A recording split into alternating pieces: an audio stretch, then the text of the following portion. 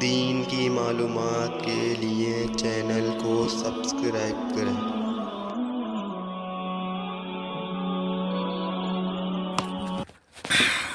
باب ما جاء في قراءة النبي صلى الله عليه وسلم في الصلوات الخمس والجمعة والعيدين۔ نماز پنجگانہ اور جمعہ اور عیدین میں نبی کریم صلی اللہ علیہ وسلم کس طرح سے قرأت فرمایا کرتے تھے اس کا بیان، یعنی کون کون سی صورتیں پڑھتے تھے۔ حدیث نمبر 294 عن جابر بن سمرة رضی اللہ عنہ قال، حضرت جابر بن سمرہ سے روایت ہے، وہ کہتے ہیں کان النبی صلی اللہ علیہ وسلم یقرأ فی الظہر باللیل اذا یغشا، کہ نبی کریم صلی اللہ علیہ وسلم ظہر میں واللیل اذا یغشا پڑھا کرتے تھے۔ وفی روایت، اور ایک روایت میں یہ بھی آیا ہے بسبح اسم ربک الاعلی، کہ آپ ظہر کی نماز میں سبح اسم ربک الاعلی پڑھتے تھے۔ وفی العصر نحو ذلک، اور عصر میں بھی اسی کی طرح پڑھتے تھے۔ وفی الصبح اطول من ذلک، اور صبح میں یعنی فجر کی نماز میں اس سے لمبی صورتیں پڑھتے تھے۔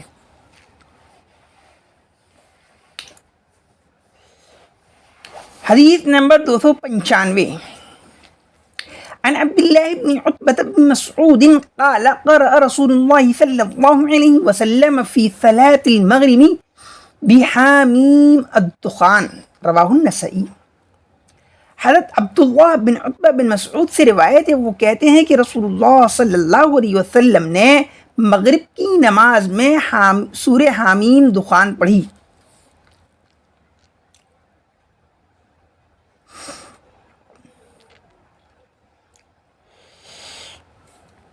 حدیث نمبر 296 عن جبیر بن مطعم قال سمعت رسول اللہ صلی اللہ علیہ وسلم یقرأ فی المغرب بالطور، رواہ البخاری و مسلم۔ حضرت جبیر بن مطعم سے روایت ہے، وہ کہتے ہیں کہ میں نے رسول اللہ صلی اللہ علیہ وسلم کو مغرب کی نماز میں سورہ طور پڑھتے ہوئے سنا۔ حدیث نمبر 297 عن ام الفضل بنت الحارث قالت سمعت رسول الله صلى الله عليه وسلم يقرأ في المغرب بالمرسلات عرفا، رواہ البخاری۔ حضرت ام فضل بنت حارث سے روایت ہے، وہ کہتی ہیں کہ میں نے رسول اللہ صلی اللہ علیہ وسلم کو مغرب میں والمرسلات عرفا پڑھتے ہوئے سنا۔ حدیث نمبر 298 عن عائشة رضی اللہ عنہ قالت ان رسول اللہ صلی اللہ علیہ وسلم صلی المغرب بسورة الاعراف فرقها في الركعتين، رواہ النسائی۔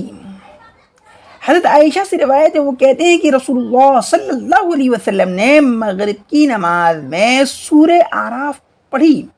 اور آپ نے 2 رکعتوں میں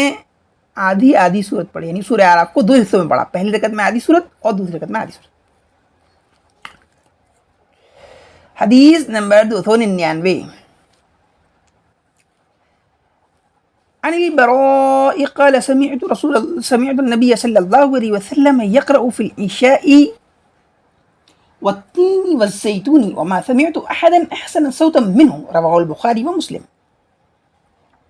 حضرت برا سے روایت ہے، وہ کہتے ہیں کہ میں نے نبی کریم صلی اللہ علیہ وسلم کو عشاء کی نماز میں والتین والزیتون پڑھتے ہوئے سنا، اور میں نے آپ سے زیادہ اچھی آواز کسی کی نہیں سنی۔ حدیث نمبر 300 عن سلیمان بن یسار عن ابی ہریرہ رضی اللہ عنہ قال، حضرت سلیمان بن یسار سے روایت ہے، وہ حضرت ابو ہریرہ سے روایت کرتے ہوئے کہتے ہیں ما صلیت وراء احد اشبہ صلاۃ رسول اللہ صلی اللہ علیہ وسلم من فلان۔ حضرت ابو ہریرہ کیا کہتے ہیں کہ میں نے کسی کے پیچھے نماز نہیں پڑھی، ما صلیت، میں نے نماز نہیں پڑھی، وراء احد، کسی کے پیچھے، یعنی میں نے کسی بھی شخص کے پیچھے نماز نہیں پڑھی، اشبہ صلاۃ، جس کی نماز زیادہ مشابہ ہو رسول اللہ صلی اللہ علیہ وسلم کی نماز کے، اشبہ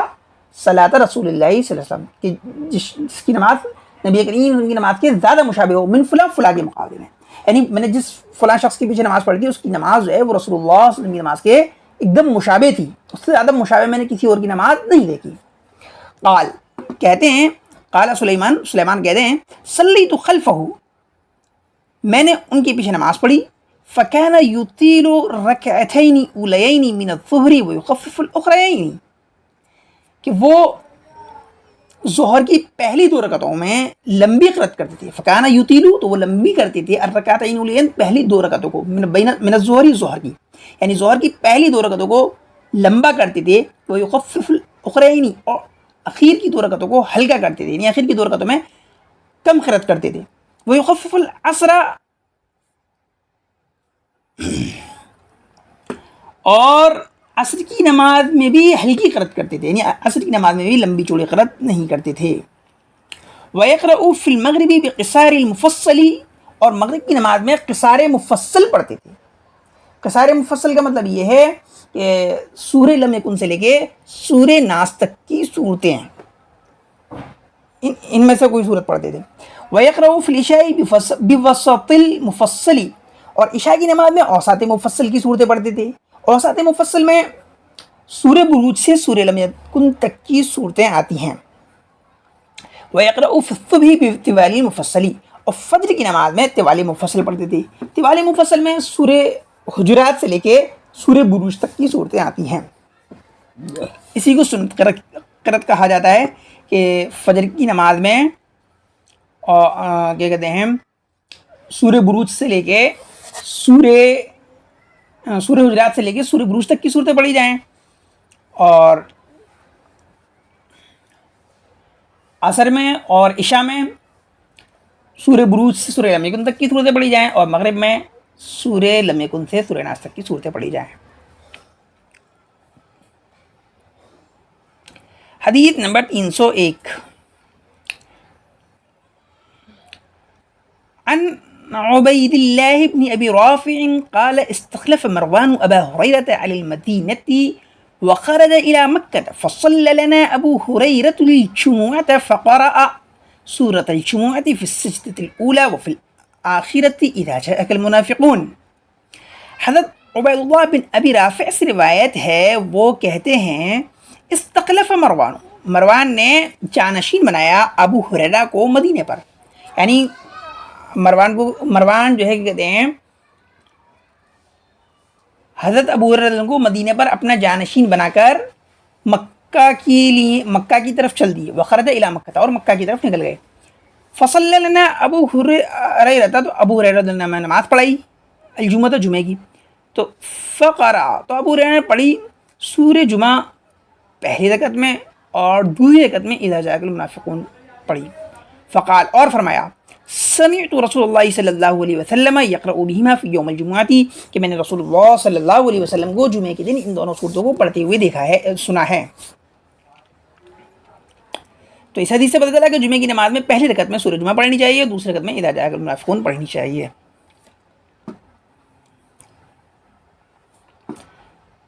حدیث نمبر 302، عن النعمان بن بشير رضي الله عنه قال كان رسول الله صلى الله عليه وسلم يقرأ في العيدين وفي الجمعة بسبح اسم ربك الأعلى وهل أتاك حديث الغاشية قال وإذا اجتمع العيد والجمعة في يوم واحد قرأ بهما في الصلاتين۔ حضرت نعمان بن بشیر سے روایت ہے، وہ کہتے ہیں کہ رسول اللہ صلی اللہ علیہ وسلم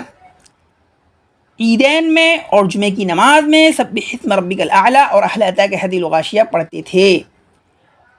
اور فرماتے تھے کہ جب عید اور جمعہ اگر ایک ہی دن میں جمع ہو جاتے تھے تو آپ دونوں نمازوں میں انہی دونوں صورتوں کو پڑھتے تھے۔ حدیث نمبر 303، عن عبید اللہ ان عمر بن الخطاب سأل ابا واقد الليثي ما كان يقرأ به رسول الله صلى الله عليه وسلم في الأضحى والفطر فقال يقرأ فيهما بقاف والقرآن المجيد واقتربت الساعة، رواه مسلم۔ حضرت عبید اللہ سے روایت ہے کہ عمر بن خطاب رضی اللہ عنہ نے ابو واقد لیثی سے پوچھا کہ رسول اللہ صلی اللہ علیہ وسلم عید الاضحیٰ میں اور عید الفطر میں کون سی صورتیں پڑھتے تھے، تو انہوں نے بتایا کہ آپ ان دونوں نمازوں میں یعنی کہ عید الفطر میں اور عید الاضحیٰ میں پڑھتے تھے. پہلی رکعت میں قاف اور والقرآن المجید، اور دوسری رکعت میں اقتربت الساعہ.